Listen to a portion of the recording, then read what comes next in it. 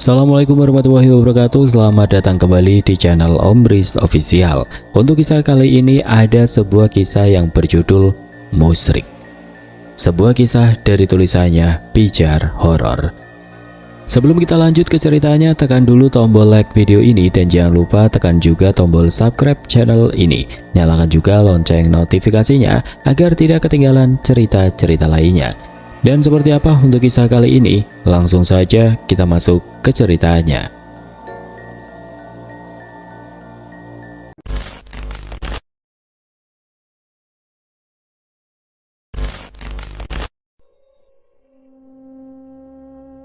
Mentari pagi menyinari desa kecil di Jawa Tengah itu dengan kehangatan yang khas. Udara segar bercampur aroma tanah basah dan dedaunan menciptakan suasana pedesaan yang damai. Namun kedamaian itu tidak sepenuhnya dirasakan oleh Rati, seorang wanita muda yang tengah berdiri di depan cermin riasnya. Rati memandangi wajahnya yang mulai tampak lelah. Usianya baru menginjak kepala 3, namun garis-garis halus mulai terlihat di sekitar mata dan bibirnya. Bukan karena usia, melainkan karena beban pikiran yang terus menghantuinya. Sudah 5 tahun ia menikah dengan Bayu, lelaki yang sangat dicintainya. Namun hingga kini mereka belum juga dikaruniai seorang anak. Di desa ini anak adalah segalanya. Anak adalah penerus garis keluarga, penolong dari tua, dan simbol keberhasilan sebuah pernikahan. Rati tahu betul pandangan masyarakat terhadap dirinya, bisik-bisik tetangga, tatapan iba, dan pertanyaan-pertanyaan yang menyakitkan. Semua itu menjadi makanan sehari-harinya. Kapan nih Rati isi? Kok belum kedengeran kabar baiknya? Udah periksa ke dokter, siapa tahu ada masalah. Pertanyaan-pertanyaan itu selalu menghujam hatinya seperti duri. Ia dan Bayu sudah berusaha semaksimal mungkin. Mereka sudah memeriksakan diri ke dokter, mencoba berbagai macam pengobatan tradisional, dan tidak lupa berdoa kepada Tuhan. Namun hingga kini jawaban yang dinanti belum juga tiba. Dek, sudah siap? Suara Bayu membuyarkan lamunan Rati. Sudah mas, jawab Rati dengan senyum yang dipaksakan. Bayu mendekat dan memeluk Rati dari belakang. Kamu kenapa dek? Kok mukanya murung begitu? Rati menggelengkan kepalanya. Enggak apa-apa mas, cuma sedikit capek saja. Bayu tahu Rati berbohong. Ia bisa merasakan kesedihan yang mendalam di hati istrinya. Bayu mengerti betapa beratnya beban yang dipikul Rati. Sebagai seorang suami, ia merasa gagal karena belum bisa memberikan kebahagiaan yang sempurna untuk istrinya. Dek, jangan terlalu dipikirkan ya. Kita sudah berusaha semaksimal mungkin. Kalau memang belum waktunya, kita harus sabar, ucap Bayu dengan lembut. Iya mas, aku tahu. Tapi kadang aku merasa malu sama ibu. Beliau kan pengen banget punya cucu. Siang itu suasana rumah Bayu dan Rati tampak lebih ramai dari biasanya. Ibu Sinta, Ibunda Rati, datang berkunjung. Kedatangan Ibu Sinta selalu membawa kehangatan dan keceriaan. Namun kali ini Rati merasa sedikit khawatir. Ia tahu betul apa yang akan menjadi topik pembicaraan ibunya. Assalamualaikum, sapa Ibu Sinta dari depan pintu. Waalaikumsalam ibu, jawab Rati sambil bergegas membukakan pintu. Ya ampun, anakku ini kok tambah kurus saja. Kamu kurang makan ya? Ucap Ibu Sinta sambil memeluk Rati dengan erat. Enggak kok bu, Rati baik-baik saja, jawab Rati sambil mencium tangan ibunya. Bayu datang menghampiri dan menyalami Ibu Sinta. Ibu, apa kabar? Maaf Bayu nggak bisa jemput di terminal tadi, ucap Bayu dengan sopan. Gak apa-apa Bayu, ibu naik ojek saja tadi, lebih cepat, jawab Ibu Sinta sambil tersenyum. Setelah mempersilahkan Ibu Sinta masuk, Rati bergegas ke dapur untuk membuatkan minuman. Sementara itu Bayu menemani Ibu Sinta di ruang tamu. Bayu, kamu ini sudah lama menikah sama Rati. Ibu lihat kalian bahagia, tapi ada satu hal yang masih kurang, ucap Ibu Sinta dengan nada serius. Bayu hanya terdiam, menunggu kelanjutan kalimat Ibunda Rati. Ibu pengen banget gendong cucu Bayu. Ibu pengen lihat anak kecil berlarian di rumah ini. Ibu pengen ngerasain jadi seorang nenek. Bayu menghela nafas panjang. Ia tahu betul keinginan Ibu Sinta, ia pun merasakan hal yang sama. Namun ia tidak bisa berbuat apa-apa selain berusaha dan berdoa. Iya Bu, Bayu tahu. Bayu sama Rati juga pengen banget punya anak. Kami sudah berusaha Bu, tapi mungkin Tuhan belum kasih kepercayaan sama kami, jawab Bayu dengan nada sedih. Ibu tahu kalian sudah berusaha, tapi jangan pernah berhenti berdoa dan berusaha ya Bayu. Ibu yakin suatu saat nanti kalian pasti akan dikaruniai anak, ucap Ibu Sinta sambil menepuk pundak Bayu. Rati datang membawa nampan berisi minuman dan kue. Ia berusaha tersenyum meskipun hatinya terasa perih mendengar percakapan ibu dan suaminya. Silakan diminum Bu, ucap Rati sambil meletakkan nampan di meja. Terima kasih Nak. Suasana di ruang tamu menjadi hening sejenak. Rati duduk di samping Bayu, berusaha mencairkan suasana dengan mengajak ibunya berbicara tentang hal-hal ringan. Namun ia tahu cepat atau lambat topik tentang anak pasti akan kembali muncul. Malam harinya setelah Ibu Sinta beristirahat, Bayu dan Rati duduk berdua di teras rumah. Suasana malam terasa sepi dan dingin, hanya suara jangkrik yang memecah kesunyian. Mas, aku sedih banget. Ibu tadi ngomong pengen punya cucu, ucap Rati sambil menundukkan kepalanya. Bayu meraih tangan Rati dan menggenggamnya dengan erat. Aku tahu Dek, aku juga sedih, tapi kita nggak boleh putus asa. Kita harus terus berusaha dan berdoa. Tapi aku malu Mas, malu sama ibu, malu sama tetangga. Mereka pasti ngomongin kita di belakang, ucap Rati dengan suara bergetar. Biarkan saja mereka ngomong apa, yang penting kita tahu kita sudah melakukan yang terbaik. Kita nggak perlu membuktikan apa-apa sama mereka, jawab Bayu sambil mengusap air mata Rati. Mas janji ya, kita harus terus berusaha sampai kita punya anak, pinta Rati dengan tatapan penuh harap. Iya Dek, Mas janji kita akan terus berusaha sampai Tuhan memberikan kita kepercayaan, jawab Bayu dengan sungguh-sungguh. Bayu teringat akan saran dari beberapa teman dan kerabatnya untuk mengunjungi seorang tokoh agama yang dihormati di desa sebelah, Kiai Anwar. Kiai Anwar dikenal sebagai sosok yang bijaksana dan memiliki banyak pengetahuan tentang agama serta pengobatan tradisional.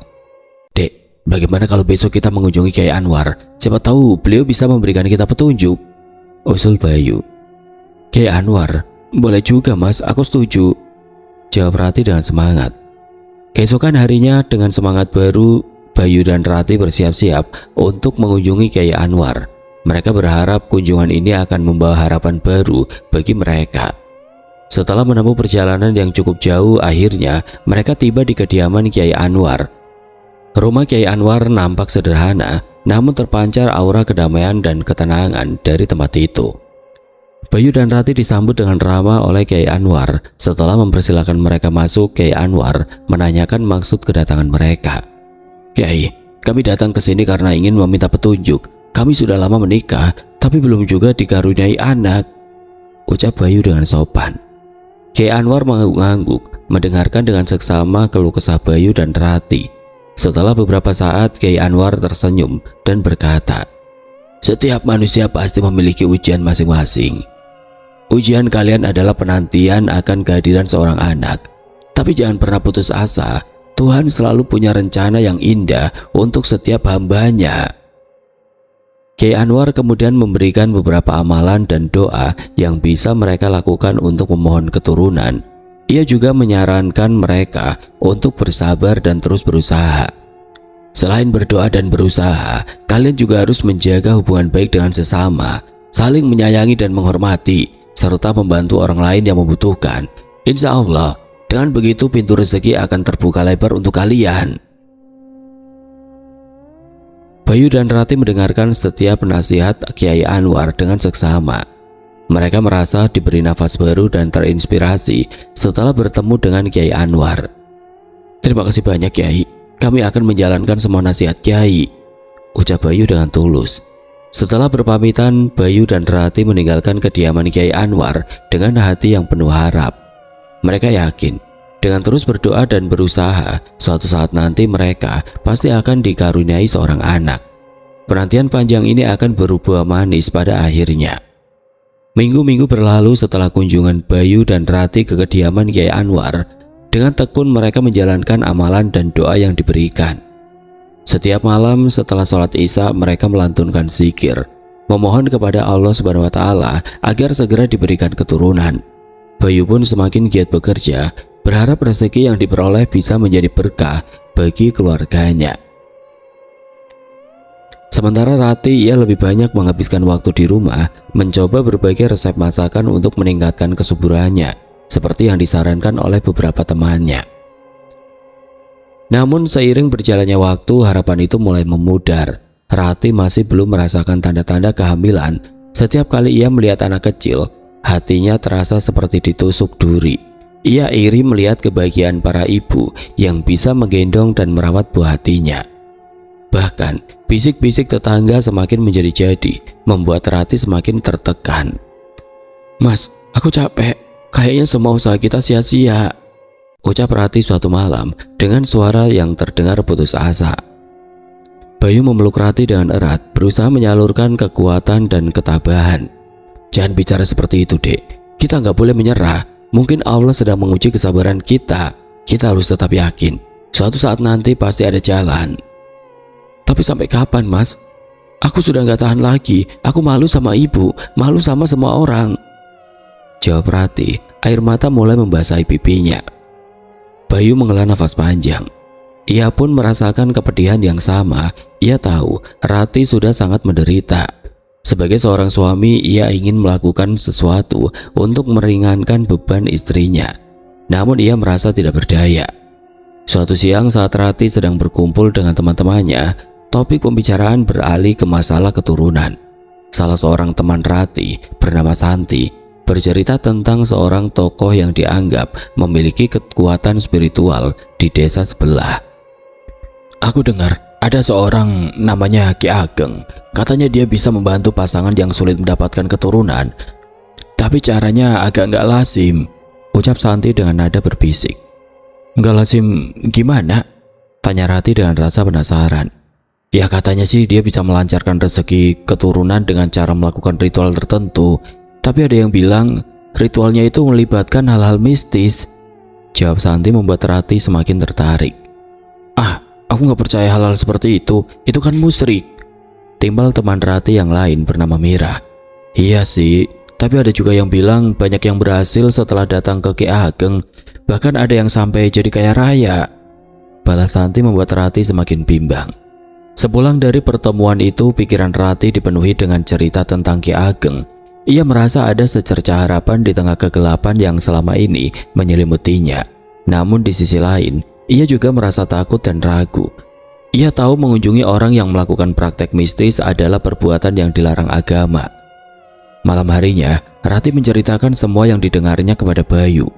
Awalnya Bayu menolak mentah-mentah. Ia tidak ingin terlibat dalam hal-hal yang menyimpang dari ajaran agama. "Dek, jangan percaya sama omongan orang. Itu semua bohong. Kita nggak boleh mencari jalan pintas dengan cara yang haram," ucap Bayu dengan nada tegas. "Tapi aku sudah tidak tahu harus bagaimana lagi, Mas. Aku sudah capek. Aku sudah putus asa. Aku cuma pengen punya anak," jawab Rati. Air mata kembali menetes. Bayu terdiam. Ia bisa merasakan betapa besar keinginan Rati untuk memiliki seorang anak. Ia tahu jika ia terus menolak, Rati akan semakin menderita. "Baiklah," ucap Bayu akhirnya, membuat Rati mengangkat wajahnya dengan terkejut. "Tapi dengan satu syarat. Kita harus benar-benar yakin ini adalah jalan terakhir yang bisa kita tempuh. Dan kita harus tetap berdoa kepada Allah agar dilindungi dari segala godaan setan." Rati memeluk Bayu dengan erat. "Terima kasih, Mas. Aku janji kita akan tetap berpegang teguh pada agama." Keesokan harinya, Bayu dan Rati mulai mencari informasi tentang Ki Ageng. Ternyata rumah Ki Ageng terletak di pinggiran hutan, agak jauh dari desa mereka. Mereka bertanya kepada beberapa warga, namun tidak ada yang mau memberikan informasi. Akhirnya dengan berbekal petunjuk seadanya, mereka memutuskan untuk pergi sendiri. Setelah menempuh perjalanan yang cukup melelahkan, mereka tiba di sebuah perkampungan yang tampak sepi dan terpencil.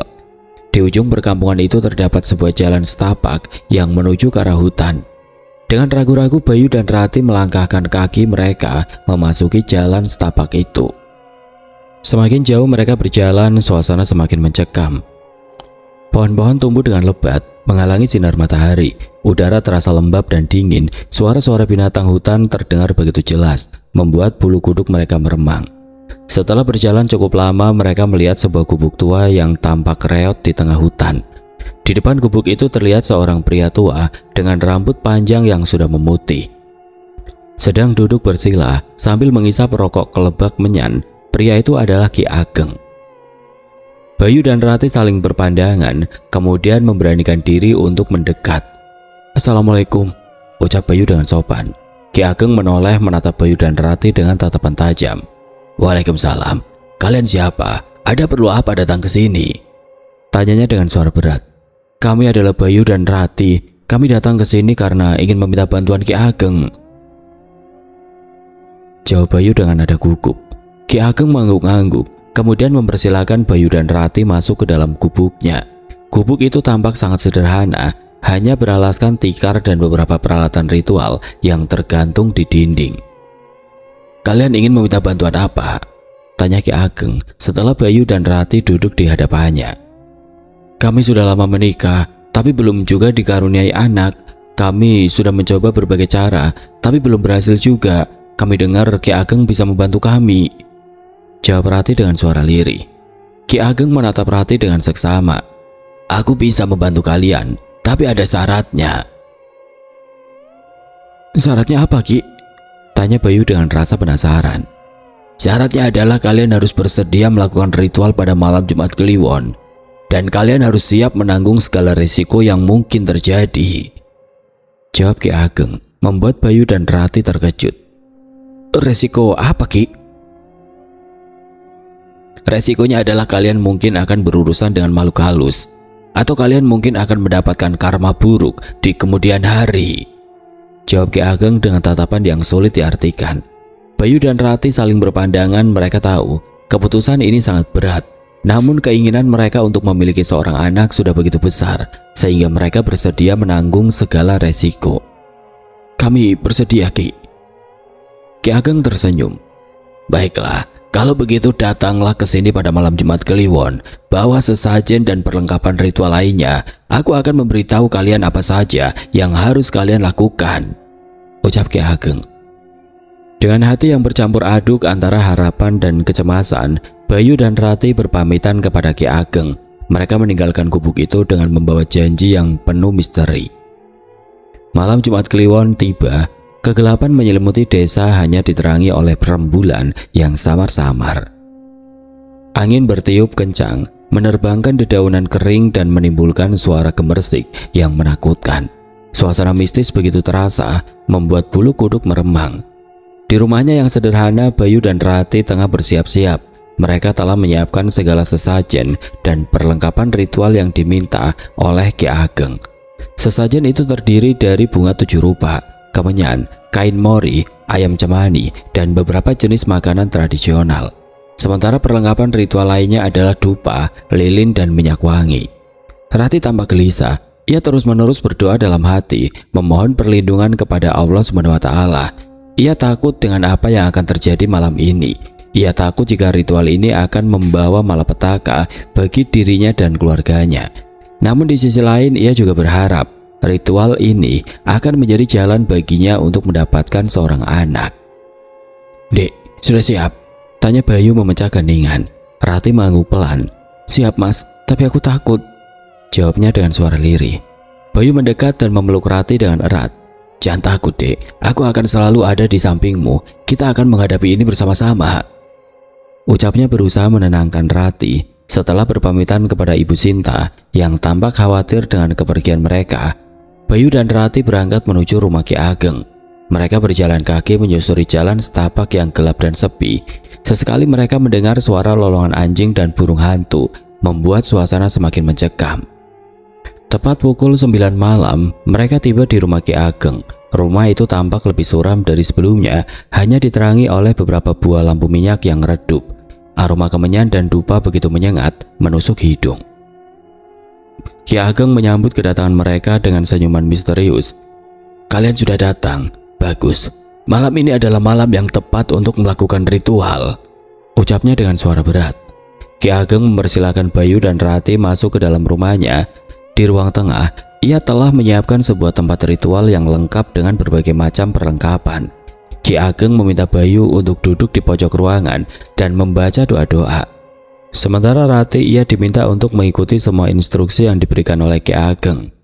Rati, malam ini kamu akan melakukan perjalanan ke alam gaib. Kamu akan bertemu dengan makhluk-makhluk halus. Kamu harus berani dan kuat. Jangan takut, aku akan selalu menjagamu, ucap Ki Ageng dengan tatapan serius.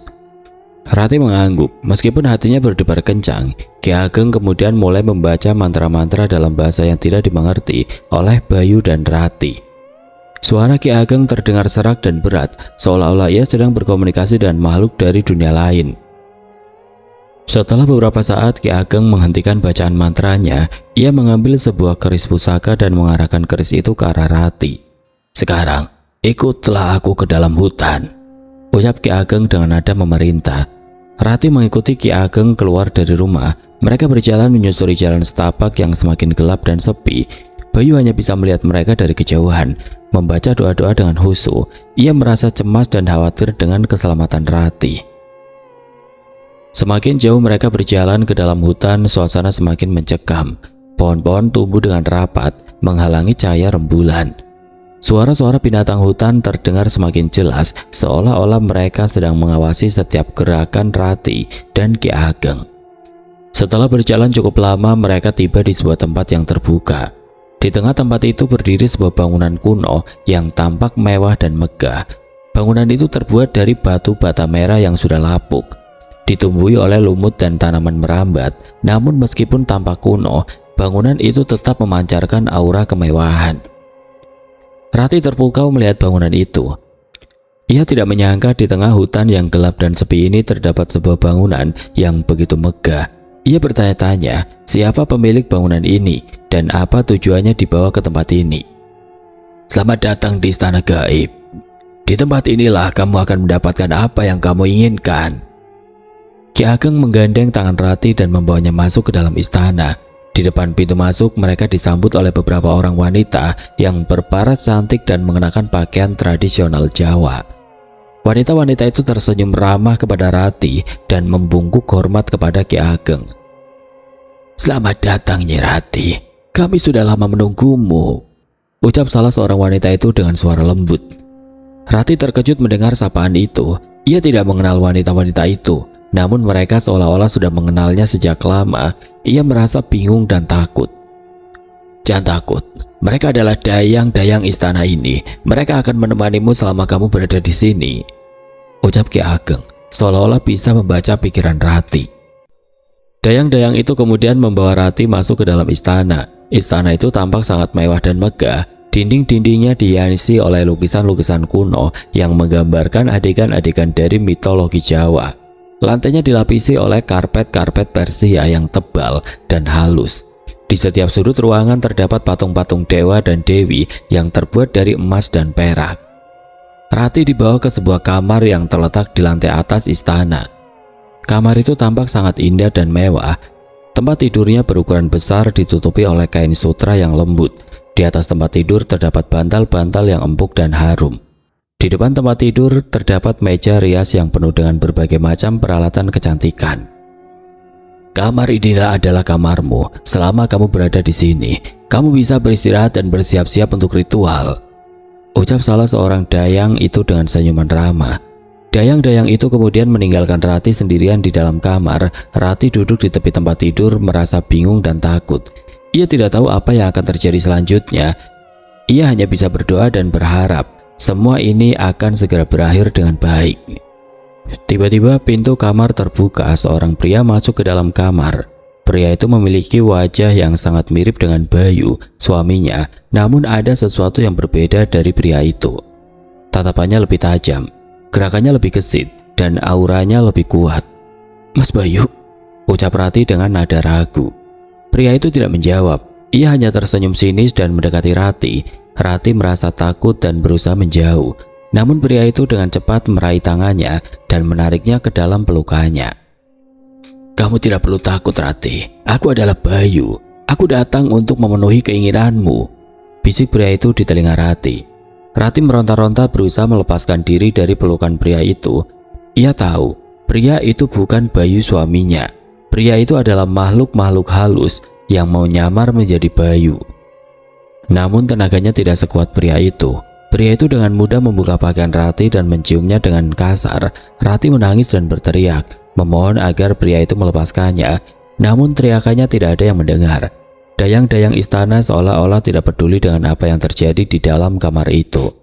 Pria itu terus menciumi dan meraba tubuh Rati dengan nafsu. Rati merasa jijik dan takut. Ia merasa seperti diperkosa oleh makhluk yang bukan manusia. Ia pasrah dengan nasibnya. Ia hanya bisa berdoa dalam hati, memohon agar Allah SWT memberikan kekuatan kepadanya. Pria itu kemudian mendorong Rati ke atas tempat tidur dan menindih tubuhnya. Rati berusaha melawan, namun tenaganya sudah terkuras habis. Ia hanya bisa menangis dan meratap. Pria itu membuka pakaiannya sendiri dan menelanjangi tubuhnya. Rati melihat tubuh pria itu dengan ngeri. Tubuhnya penuh dengan bulu-bulu hitam yang lebar. Matanya merah menyala, menatap Rati dengan tatapan lapar. Pria itu kemudian memaksa Rati untuk melakukan hubungan intim dengannya. Rati menolak dan berteriak-teriak, namun pria itu tidak peduli. Ia terus memaksanya hingga akhirnya Rati tidak berdaya lagi. Setelah melakukan hubungan itu dengan Rati, pria itu tersenyum puas. Ia mencium kening Rati dan berbisik, "Kamu akan segera hamil, Rati. Kamu akan melahirkan anakku." Pria itu kemudian meninggalkan Rati sendirian di dalam kamar. Rati terbaring lemas di atas tempat tidur dengan tubuh yang penuh dengan luka dan memar. Ia menangis sejadi-jadinya. Ia merasa seperti wanita kotor dan hina. Ia merasa telah mengkhianati suaminya. Di luar istana, Bayu masih duduk di pojok ruangan, membaca doa-doa dengan khusyuk. Ia tidak tahu apa yang terjadi pada Rati di dalam istana itu. Ia hanya bisa berharap Rati baik-baik saja dan ritual ini akan segera berakhir. Tiba-tiba Ki Ageng datang menghampirinya. "Bayu, ritualnya sudah selesai. Sekarang aku akan mengantarmu pulang," ucap Ki Ageng dengan senyuman misterius. Bayu terkejut mendengar ucapan itu. Ia bertanya-tanya apa yang sebenarnya terjadi di dalam istana itu. Apakah Rati baik-baik saja? Ki Ageng mengajak Bayu keluar dari rumahnya dan berjalan menuju ke arah hutan. Mereka berjalan dalam diam, tidak ada satupun yang berbicara. Setelah berjalan cukup lama, mereka tiba di tempat di mana Bayu dan Rati pertama kali bertemu dengan Ki Ageng. Ki Ageng berhenti dan menunjuk ke arah Rati yang sedang berdiri di dekat sebuah pohon besar. "Rati sudah menunggumu, sekarang pergilah bersamanya," ucap Ki Ageng dengan nada memerintah. Bayu menghampiri Rati. Ia melihat wajah Rati tampak pucat dan lesu. Matanya sembab, seolah-olah baru saja menangis. "Dek, kamu kenapa? Apa yang terjadi?" tanya Bayu dengan nada khawatir. Rati tidak menjawab. Ia hanya menundukkan kepalanya dan menangis. Bayu memeluk Rati dengan erat, berusaha menenangkannya. "Sudah dek, jangan menangis, kita pulang sekarang," ucap Bayu dengan lembut. Bayu dan Rati berpamitan kepada Ki Ageng dan berjalan pulang. Mereka berjalan dalam diam, tidak ada satupun yang berbicara. Sesampainya di rumah, Rati langsung masuk ke dalam kamar dan mengunci pintunya. Bayu berusaha membujuk Rati untuk membuka pintu, namun Rati tidak menghiraukannya. Bayu merasa bingung dan khawatir. Ia tidak tahu apa yang sebenarnya terjadi pada Rati di dalam istana itu. Ia hanya bisa menunggu dan berharap Rati akan segera menceritakan semuanya kepadanya. Beberapa bulan kemudian Rati keluar dari kamar dengan wajah yang masih tampak pucat dan lesu. Ia tidak berbicara sepatah kata pun. Ia hanya makan sedikit dan kemudian kembali masuk ke dalam kamar. Bayu berusaha mendekati Rati dan mengajaknya berbicara, namun Rati selalu menghindar. Ia seolah-olah menjauhi Bayu dan menyembunyikan sesuatu darinya. Bayu merasa sedih dan frustasi. Ia tidak tahu apa yang harus dilakukannya. Ia merasa telah gagal sebagai seorang suami. Ia tidak bisa melindungi istrinya dari bahaya. Beberapa hari kemudian Rati mulai menunjukkan tanda-tanda perubahan. Ia sering merasa mual dan pusing. Ia juga sering merasa lelah dan mengantuk. Bayu curiga Rati mungkin hamil. Ia mengajak Rati untuk memeriksakan diri ke dokter. Setelah diperiksa, dokter membenarkan dugaan Bayu. Rati positif hamil. Bayu merasa senang dan terharu. Ia memeluk Rati dengan erat dan menciumnya. Ia merasa penantian panjangnya selama ini akhirnya terjawab. Kabar kehamilan Rati membawa secerca kebahagiaan di tengah kegelapan yang menyelimuti rumah tangga mereka. Bayu berusaha melupakan kejadian malam Jumat Kliwon dan fokus pada kehamilan Rati. Ia merawat Rati dengan penuh perhatian, memastikan ia mendapatkan makanan bergizi dan istirahat yang cukup. Ia juga selalu berusaha menghibur dan menenangkan Rati yang masih tampak murung dan sering melamun. Rati sendiri merasa sangat bimbang. Di satu sisi ia senang karena akhirnya bisa hamil, impiannya untuk menjadi seorang ibu akan segera terwujud. Namun di sisi lain ia merasa takut dan bersalah. Ia tidak tahu siapa sebenarnya ayah dari bayi yang dikandungnya. Apakah Bayu, suaminya, atau makhluk gaib yang telah menidurinya di istana gaib? Rasa bersalah dan ketakutan itu terus menghantuinya. Ia seringkali menangis sendirian di dalam kamar, menyesali perbuatannya dan memohon ampunan kepada Allah SWT. Ia takut jika bayi yang dilahirkannya nanti akan membawa malapetaka bagi dirinya dan keluarganya. Seiring berjalannya waktu, kehamilan Rati semakin membesar. Memasuki usia kehamilan 4 bulan, Rati mulai mengalami kejadian-kejadian aneh. Ia seringkali merasa seperti ada yang mengawasi dirinya. Ia juga sering mendengar suara-suara bisikan yang tidak jelas. Namun yang paling menakutkan adalah mimpi buruk yang mulai menghantuinya tiap malam. Dalam mimpi-mimpi itu, Rati selalu didatangi oleh sosok makhluk yang tinggi besar dengan wajah yang menyeramkan. Makhluk itu memiliki mata merah menyala, hidung yang besar, dan mulut yang penuh dengan gigi tajam. Tubuhnya dipenuhi dengan bulu-bulu hitam yang lebat. Makhluk itu selalu mendekati Rati dan berbisik dengan suara yang mengerikan. "Aku adalah ayah dari anak yang kamu kandung. Jaga baik-baik anakku." Setiap kali terbangun dari mimpi buruk itu, Rati selalu merasa ketakutan dan berkeringat dingin. Ia tidak berani menceritakan mimpinya kepada siapapun, termasuk kepada Bayu. Ia takut jika Bayu akan marah dan meninggalkannya. Namun semakin lama, Rati semakin tidak tahan dengan mimpi-mimpi buruk itu. Ia merasa seperti ada kekuatan jahat yang sedang mengendalikan dirinya. Ia memutuskan untuk menceritakan semuanya kepada Bayu, meskipun ia tahu resikonya sangat besar. Suatu malam setelah sholat Isya, Rati memberanikan diri untuk berbicara kepada Bayu. Mereka duduk berdua di ruang tamu dengan suasana yang hening dan tegang. "Mas, aku mau cerita sesuatu," ucap Rati dengan suara bergetar. Bayu menatap Rati dengan penuh perhatian. "Ada apa, Dek? Kamu kenapa?" tanyanya dengan nada khawatir. Rati menarik nafas dalam-dalam, kemudian mulai menceritakan semua mimpi buruk yang dialaminya. Ia menceritakan tentang sosok makhluk yang menyeramkan yang mengaku sebagai ayah dari bayi yang dikandungnya. Bayu mendengarkan cerita Rati dengan seksama. Awalnya ia tidak percaya dengan cerita itu. Ia mengira Rati hanya sedang mengalami gangguan kehamilan biasa. Namun semakin lama ia mulai merasakan ada sesuatu yang aneh. Ia melihat ketakutan yang begitu besar di mata Rati. Ia juga merasakan hawa dingin yang tiba-tiba menyelimuti ruangan. Setelah Rati selesai bercerita, Bayu terdiam sejenak. Ia mencoba mencerna semua informasi yang baru saja didengarnya. Ia merasa bingung dan takut. Ia tidak tahu apa yang harus dilakukannya. "Dek, jangan takut. Mungkin itu hanya mimpi biasa. Jangan terlalu dipikirkan," ucap Bayu berusaha menenangkan Rati. "Tapi ini bukan mimpi biasa, Mas. Aku yakin ada sesuatu yang sedang terjadi. Aku takut, Mas. Aku takut jika bayi yang aku kandung ini bukan anakmu," jawab Rati dengan air mata yang mulai membasahi pipinya. Bayu memeluk Rati dengan erat. Ia tahu Rati sedang mengalami ketakutan yang luar biasa. Ia berusaha meyakinkan Rati bahwa semua akan baik-baik saja. "Dek, aku percaya sama kamu. Aku tahu kamu tidak bersalah. Kita akan mencari tahu apa yang sebenarnya terjadi. Kita akan melindungi anak kita dari segala bahaya," ucap Bayu dengan sungguh-sungguh. Setelah menenangkan Rati, Bayu mulai berpikir keras. Ia teringat akan nasihat Kiai Anwar yang pernah menyuruh mereka untuk selalu mendekatkan diri kepada Allah SWT dan menjauhi segala perbuatan yang menyimpang dari ajaran agama.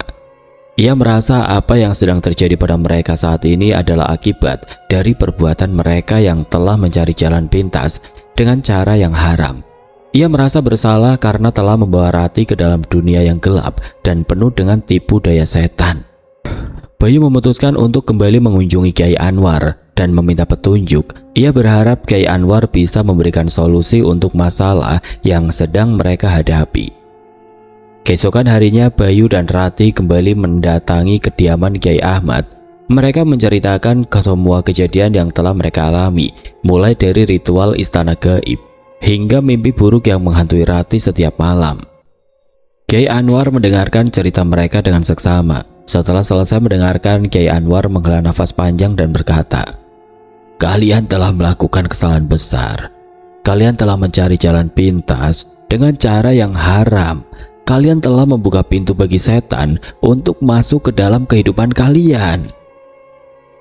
Bayu dan Rati menundukkan kepala, merasa bersalah dan menyesal. Mereka tahu mereka telah melakukan perbuatan yang salah.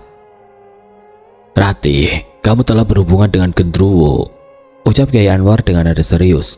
"Makhluk itu adalah ayah dari janin yang kamu kandung.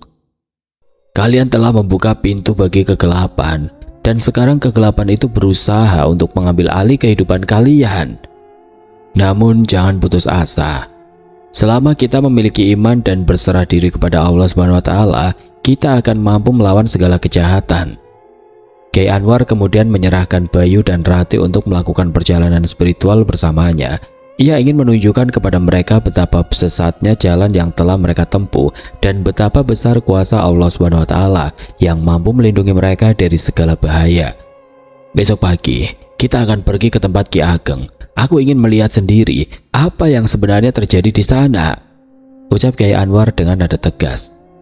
Bayu dan Rati menyetujui usulan Kiai Anwar. Mereka merasa ini adalah kesempatan bagi mereka untuk memperbaiki kesalahan mereka dan memohon ampun kepada Allah SWT. Keesokan harinya setelah sholat subuh, Bayu, Rati, dan Kiai Anwar berangkat menuju rumah Ki Ageng. Mereka berjalan kaki menyusuri jalan setapak yang sepi dan berdebu. Suasana pagi itu terasa sejuk dan segar, namun hati Bayu dan Rati dipenuhi dengan kecemasan dan ketakutan. Setelah menempuh perjalanan yang cukup jauh, mereka akhirnya tiba di tempat yang seharusnya menjadi rumah Ki Ageng. Namun yang mereka temukan hanyalah sebuah gubuk kosong yang reot.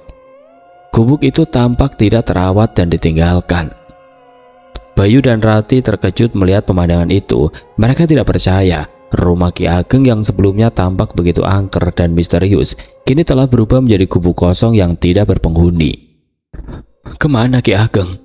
tanya Rati dengan nada bingung. Kiai Anwar menggelengkan kepalanya. "Orang itu menghilang. Mungkin dia telah melarikan diri karena takut dengan azab Allah SWT," jawab Kiai Anwar dengan nada serius. Kiai Anwar kemudian mengajak Bayu dan Rati untuk pergi ke tempat di mana mereka melakukan ritual istana gaib. Ia ingin menunjukkan kepada mereka betapa ilusinya dunia gaib itu dan betapa besar tipu daya setan yang telah menjerat mereka. Mereka kembali berjalan kaki menyusuri hutan yang lebat dan gelap. Suasana hutan itu terasa semakin mencekam dan menakutkan. Bayu dan Rati merasa seperti ada yang mengawasi mereka dari balik pepohonan. Setelah berjalan cukup lama, mereka akhirnya tiba di tempat yang dulu tampak seperti istana gaib yang mewah dan megah. Kini yang mereka lihat hanyalah sebuah pohon besar yang angker dan menyeramkan. Pohon itu memiliki batang yang berlumut dan ranting-ranting yang menjulur seperti tangan-tangan setan. Bayu dan Rati terkejut melihat pemandangan itu. Mereka tidak percaya istana gaib yang dulu begitu mempesona kini telah berubah menjadi pohon angker yang menakutkan. "Disinilah kalian telah tertipu oleh setan. Setan telah menjanjikan kalian kebahagiaan dan kekayaan, namun yang kalian dapatkan hanyalah kesengsaraan dan penderitaan." Tiba-tiba dari balik pohon angker itu muncul sesosok makhluk yang tinggi besar dan menyeramkan. Makhluk itu memiliki mata merah menyala, hidung yang besar, dan mulut yang penuh dengan gigi-gigi tajam. Tubuhnya dipenuhi dengan bulu-bulu hitam yang lebat. "Akulah ayah dari anak yang dikandung Rati," teriak makhluk itu dengan suara menggelegar. "Aku datang untuk mengambil apa yang menjadi hakku."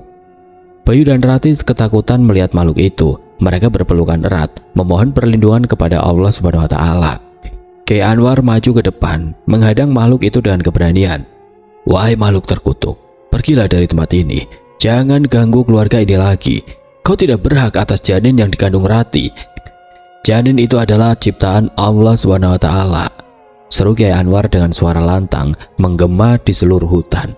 Makhluk itu yang tidak lain adalah gendruwo tertawa menggelegar meremehkan Kiai Anwar. Kau tidak bisa mengusirku, manusia lemah. Aku memiliki kekuatan yang lebih besar darimu. Aku adalah ayah dari anak itu, dan aku akan menjaganya sampai kapanpun. Genderuwo itu kemudian menyerang Kyai Anwar dengan kekuatan gaibnya. Kyai Anwar berusaha menghindar dan melawan, namun kekuatan genderuwo terlalu besar. Kyai Anwar terhempas ke belakang, tubuhnya terbentur ke pohon dengan keras. Melihat Kyai Anwar terluka, Bayu dan Rati merasa panik. Mereka tidak tahu apa yang harus mereka lakukan. Mereka hanya bisa berteriak dan memohon kepada Allah SWT untuk memberikan pertolongan. Tiba-tiba Rati merasakan kekuatan yang aneh mengalir ke dalam dirinya.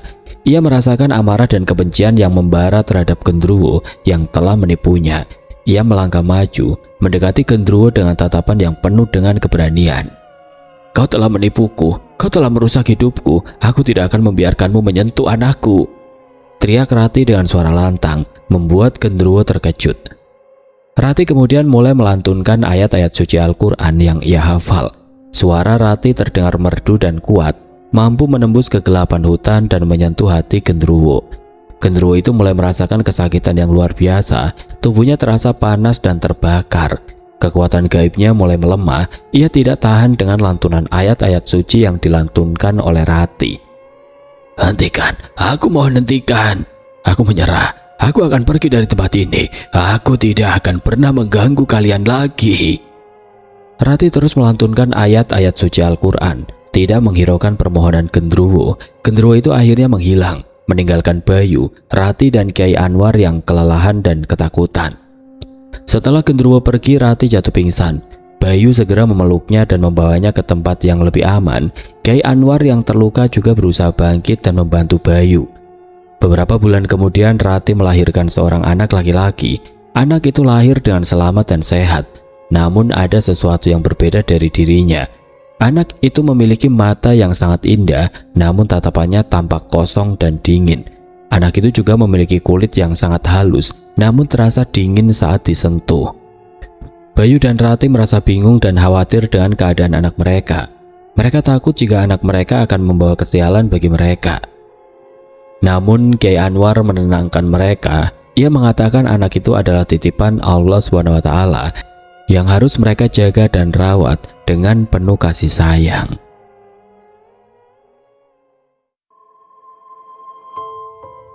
Oke teman-teman, sekian untuk kisah kali ini. Bagaimana menurut kalian tentang kisah ini? Tulis komentar kalian di kolom komentar.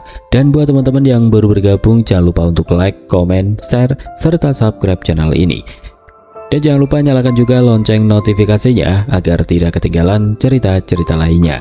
Dan akhir kata, wassalamualaikum warahmatullahi wabarakatuh.